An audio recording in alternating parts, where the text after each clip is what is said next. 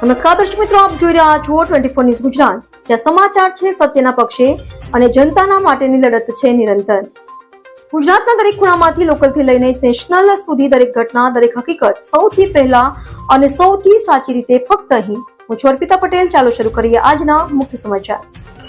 સોનગઢ સત્ય સાઈ બાબાની 100મી વર્ષગાંઠ નિમિત્તે 50 બાળકોને નાસ્તો અને ફૂડ વિતરણ. સોનગઢમાં સત્ય સાઈ બાબાની 100મી વર્ષગાંઠ નિમિત્તે સેવા કાર્યક્રમનું આયોજન થયું, જેમાં સમાજના નાના બાળકોને ખાસ ધ્યાનમાં રાખવામાં આવ્યા હતા. આ કાર્યક્રમ અંતર્ગત સરકારી દવાખાનામાં કુલ 50 બાળકોને નાસ્તો તેમજ ફૂડ પેકેટ્સ વિતરણ કરવામાં આવ્યા.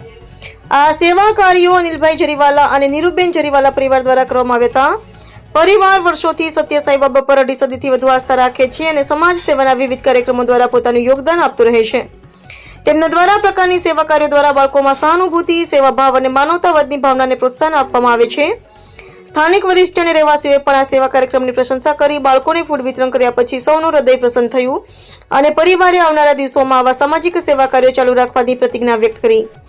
આ પ્રકારના કાર્યક્રમો ન માત્ર બાળકો માટે લાભદાયક છે, પરંતુ સમાજમાં ભાઈચારા અને માનવતાનો સંદેશ પણ ફેલાવે છે. કાર્યક્રમની કામગીરીમાં રિપોર્ટર હાર્દિક જોશી, સ્થાનિક વોલેન્ટિયર્સ પણ સહભાગી રહ્યા.